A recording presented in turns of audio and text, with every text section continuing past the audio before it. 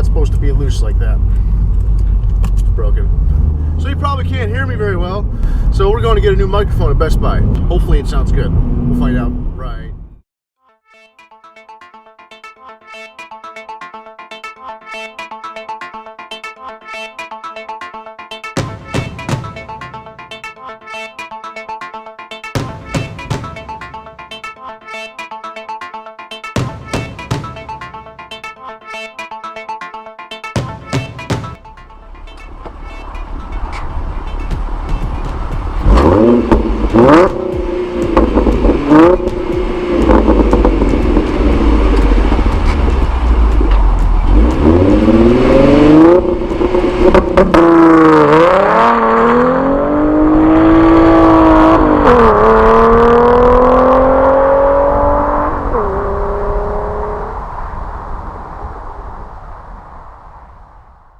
Yeah, when you try to go to Best Buy the day before Christmas Eve, it's gonna be packed.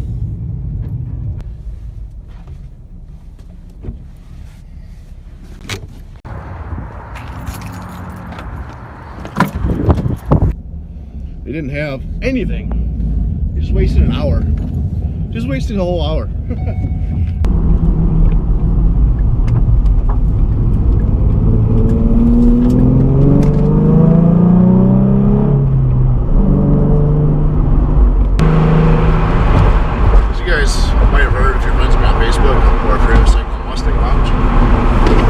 Remember, I used to work for Chrysler Dodge for about 7 years, and it's a good job. It pays really well. It was, at least.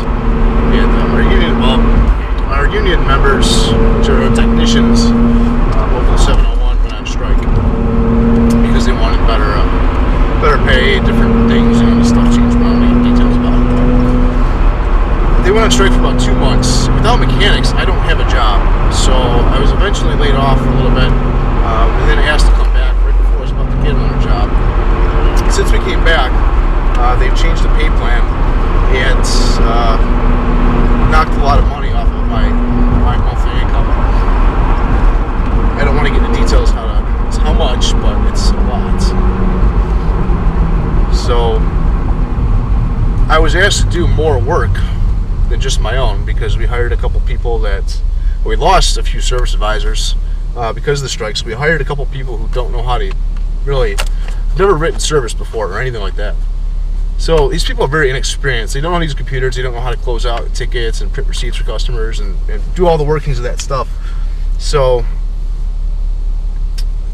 I had to take care of all their work, closing out their tickets and stuff like that, as well as write up my own stuff, on top of getting a huge pay cut. So to me, that's not very fair, especially when I've been with this company for almost 7 years, and I've worked my ass off for a long time. You'd think after 7 years you might be, considered for a raise or paid a little more or something like that. Well, no, when you cut my pay after 7 years and then ask me to do more work, I'm not going to be very happy about that. Neither would anybody else. So if you screw with my money, I'm not going to have much respect for you, especially after I worked my ass off for you for how long. So I'm sorry, but I had to quit that job, and I did it because I got a call from a guy that I worked with about a month ago at a Ford dealership, and at the time, this is when all this stuff started happening, so I asked him if they were hiring, and I guess for the last week, he's been trying to call me while I was at work, subliminally. He was asking about the last ticket, but really I picked up the phone, he says, hey, no, I'm not calling about that ticket, I want you to come work for us. And that place is Ford. So, as of right now, starting, Wednesday, I will be working at a Ford dealership as a service advisor. There's a lot of stuff you guys don't know about dealerships if you haven't worked there. I can't get into detail with that stuff, but if anybody from my last job saw this video, you probably understand why I quit. And if you don't, now you know. That being the case, if you guys are looking to get into a dealership and working as a service advisor, you have to have thick skin. You have to be good with customers. You have to be good at math. And you have to be able to work a lot of hours and put up a lot of bullshit. And you're going to make mistakes, and you're going to get yelled at for them. So if you guys want to work at a car dealership as licensed service advisor, if you want to get in that whole thing, you don't have to have a college degree. You do have to have some mechanical skill on cars. You have to know about cars, the function, how to, not necessarily you don't have to work on them, but you got to know a lot of components about vehicles, because you're going to be explaining this stuff to customers when it goes wrong. If you can't explain it, they're going to look at you like you're stupid. They're not going to buy your repair. So you got to have thick skin for one. That's most important, because you take a beating by everybody. Not only thick skin, but you have to be really good with people, because you have to essentially, it's like being a car salesman, but you're selling a shit ton of repairs every day. A car salesman, you sell maybe 1, 2, maybe 3 cars a day. Unless you're dealing with 20 to 25 cars getting repaired every day.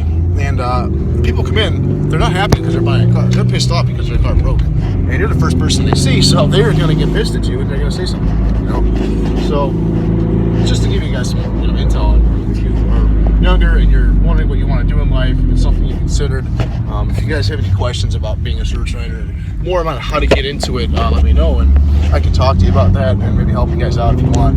I really don't recommend it because it is a kind of a shit job, but the reward at the end of the day, if you do good, if your dealership's doing good, you can make a lot of money doing it. This place that I'm going to now, this Ford dealership, it pays very well. It pays very, very, very well.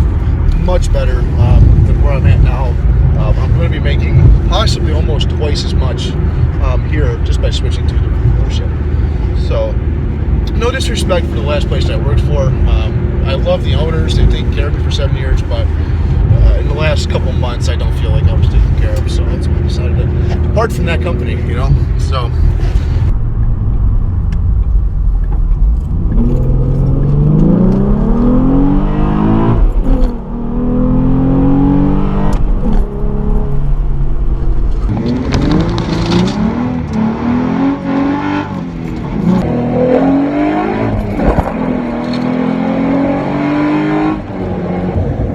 I no longer